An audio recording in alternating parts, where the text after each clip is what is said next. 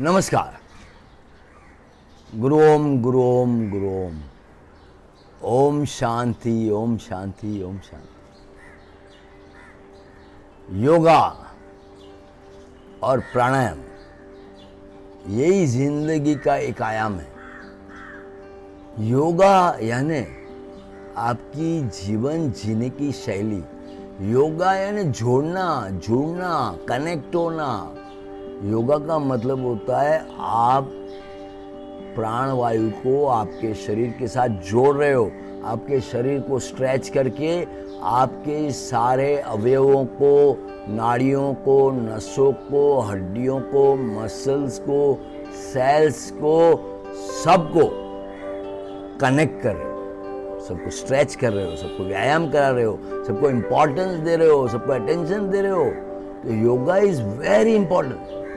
और योगा भी world over globally आप देख रहे पॉपुलर होते ही जा रहा है। योगा जैसी परमानेंट कोई चीज़ नहीं है। आप एक बार योगा करो, आपका मन शुद्ध हो जाएगा, तन शुद्ध हो जाएगा, आपके अंदर की जो सोचने की शक्ति है वो क्लीन हो जाएगी। पतंजलि जी ने तो कमाल कर दिया है। इतने हजारों सालों के पहले इन्होंने ये ढूंढ निकाला कि सूक्ष्म शरीर को क्या चाहिए, स्थूल शरीर को क्या चाहिए, और उसमें उसने 8 नियम बनाए। अष्टांग, यह अष्टांग योगा का मतलब होता है 8 ऐसी चीजें अगर साधक योगी ये करे तो समाधि तक पहुंच सकता है।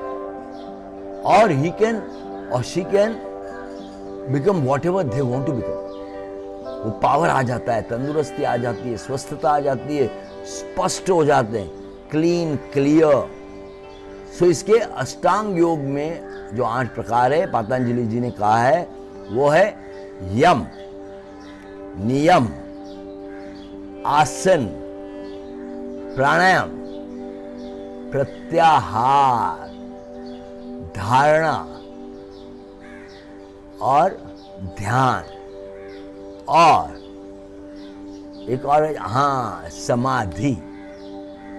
तो ये 8 चीजें बहुत इंपॉर्टेंट है। इसके बारे में भी मैं वीडियो बनाकर आपको भेजूंगा। एक एक विषय, एक एक शब्द बड़ा इंपॉर्टेंट है। यम, यम यानी यम से बचने का रास्ता। यम में 5 चीजें ऐसी है जिसको आपको पालन करना है, जिससे आपके तन मन आत्मा का उद्धार हो सके।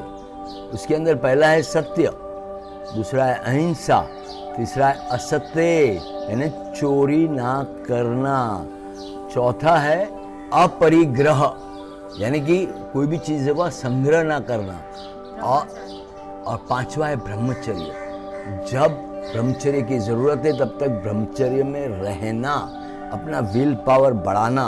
और ये 5 चीजों के अंदर पूरा का पूरा ग्रंथ लिखा जा सकता है। मैं डेफिनेटली नेक्स्ट जब भी इसके वीडियो बनाऊंगा इनके बारे में और डिटेल में आपको बताऊंगा कि चीज़ें कितनी इंपॉर्टेंट है। ये अहिंसा के नाम पे तो गांधी जी ने पूरे इंडिया को जिताया। बुद्ध अहिंसा के नाम पे, महावीर अहिंसा के नाम पे, सत्य के नाम पे, अपरिग्रह के नाम पे। देखिए सारे के सारे धर्मों का निचोड़ बोलिए, बीज बोलिए, रूट बोलिए, ये यम है। दूसरा आता है नियम।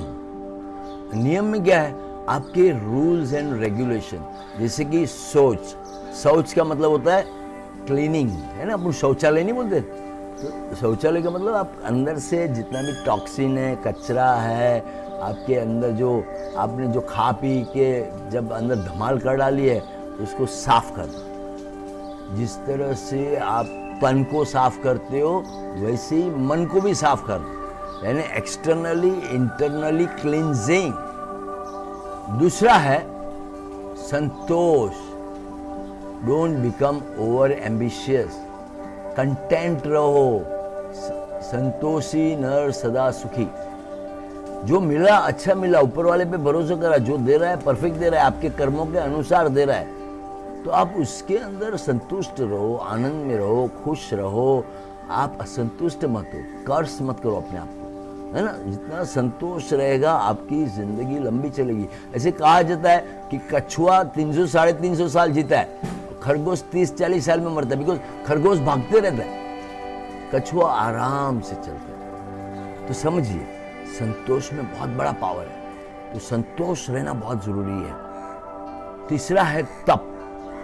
तप का मतलब सिर्फ पेनांस नहीं होता, तप का मतलब खाली तपस्या नहीं होती, तप का मतलब आपकी मन की वो एकाग्रता, आपके सांस की वो रिदम, आपके शरीर के सारे अवयवों ऑर्गनों का ऑर्केस्ट्रेशन, रिदम, एक कमाल का सिंक्रोनाइजेशन, ये सब सारी चीज़ें इंपॉर्टेंट है कि तपस्या करनी है तो एक ही पॉइंट पे फोकस करो और उसके पीछे पड़ जाओ और देखिए अपने आप ही वो आपको अवेलेबल हो जाएगा, आपको लब्धि मिल जाएगी उसकी। तो तप बड़ा इंपॉर्टेंट है।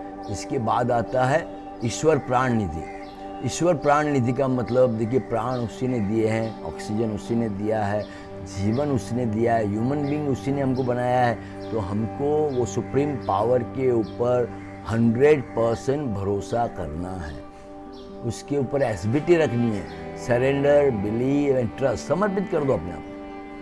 हम कुछ नहीं कर सकते, हमें ना एक घास भी इसको तोड़ नहीं सकते।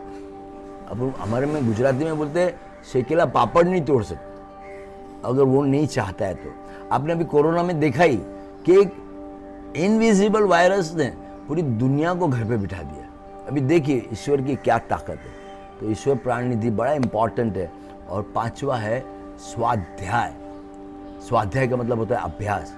दोस्तों, कोई भी चीज़ आप करो उसका अभ्यास करना ज़रूरी है, रिहर्सल करना ज़रूरी है, उसकी प्रैक्टिस करना ज़रूरी है, ज़रूरी है, ज़रूरी है। तो स्वाध्याय यानी आप भागवत गीता पढ़ते हो या आप पुराण पढ़ते हो, उपनिषद पढ़ते हो, वेदास पढ़ते हो, या आपका कोई स्टडी एजुकेशन में जो भी कुछ करते हो, उसमें भी अभ्यास अभ्यास अभ्यास स्टडी लगती है और वो सबसे इम्पॉर्टेंट है। इसके बाद आता है नियम, के बाद आता है आसन।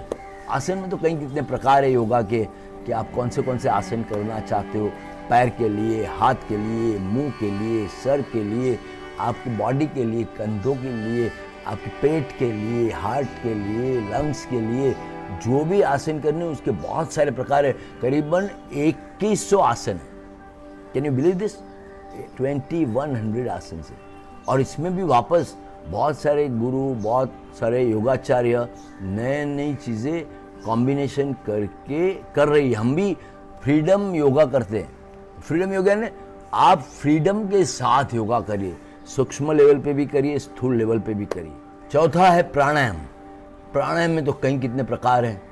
प्राणायाम जिंदगी के लिए ज़रूरी है। प्राण का आयाम यानी कि सांस का आना और जाना, आता है तो ऑक्सीजन लेके आता है, प्राणवायु लाता है, जाता है तो कार्बन डाइऑक्साइड यानी अंगार वायु छोड़ता है।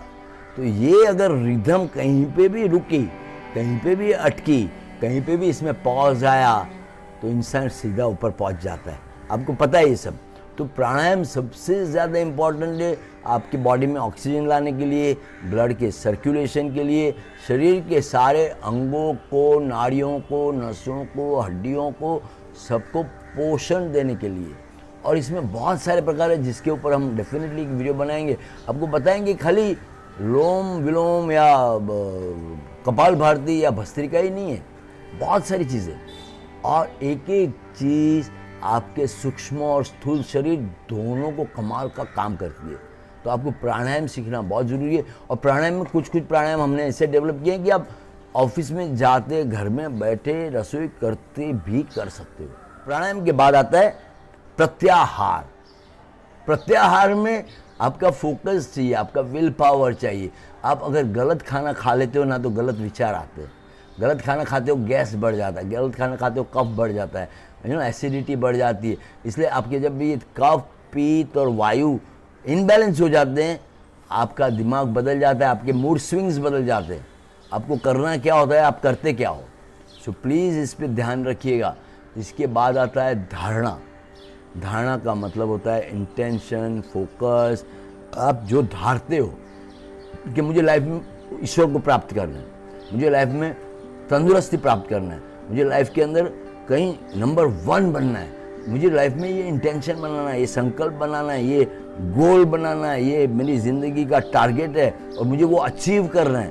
तो वो जब धारणा में आप करते हो और धारते हो तो वो 100% होता है। ईश्वर का कहना ये है, पतंजलि का कहना ये है कि आपने अगर एकात्मता के साथ, इंटीग्रिटी के साथ कुछ भी धार लिया, ईश्वर वो चीज़ करता ही करता है। इसका मतलब अगर वो चीज़ें नहीं होती तो इंटीग्रिटी में प्रॉब्लम है। तो इसका मतलब धारणा फॉल्स हो जाती है। तो धारणा सबसे ज़्यादा इम्पॉर्टेंट है। इसके बाद आता है ध्यान। ध्यान लगाना, मेडिटेशन करना सबसे ज़्यादा इम्पोर्टेंट है। सांस को देखते रहना, आना जाना, है ना। इस तरह से सांस आते जाते रहना चाहिए। तो आप प्राणवायु अंदर लेते हो, अंदर डालते हो, वापस आता है लंग्स से, वो कार्बन डाइऑक्साइड बन के, अंगार वायु बन के बाहर निकलता है। और आपका ध्यान सिर्फ उसी के पर रहना चाहिए कि ये सांस गई, आप सांस के साथ अंदर गए, सांस जहाँ जहाँ गई आप सारे अंगों को मिले, वापस सांस के साथ बाहर आ गए। ये बहुत ही सूक्ष्म काम है, लेकिन इतना इम्पोर्टेंट काम है।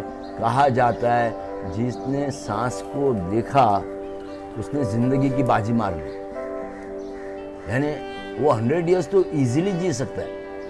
ये मेरी गारंटी है, दावा है कि अगर आप आपके सांस को देखना सीख गए तो समझ लीजिए आप जिंदगी की 90% बाजी मार जाओगे। बाद में 10% के अंदर बाकी के सब चीज़ें आती है। तो ये ध्यान का बड़ा इंपॉर्टेंस है। ध्यान के बाद आती है तपस्या, यानी कि समाधि। समाधि यानी डायरेक्ट कनेक्शन। ध्यान भी वैसे कनेक्शन ही है आपका, ये तन का स्थूल का सूक्ष्म के साथ कनेक्शन, स्थूल और सूक्ष्म का ऊपर वाले के साथ कनेक्शन।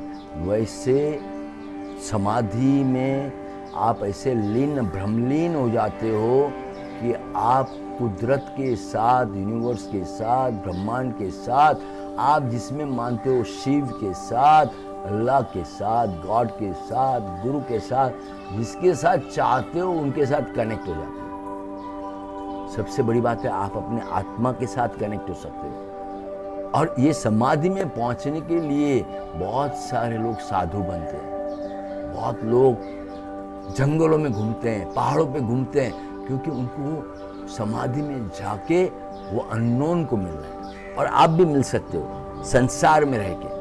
तो इसके लिए हम अगले वीडियो में आएंगे आपके साथ अष्टांग योग के साथ। तब तक गुरु ओम, गुरु ओम, गुरु ओम।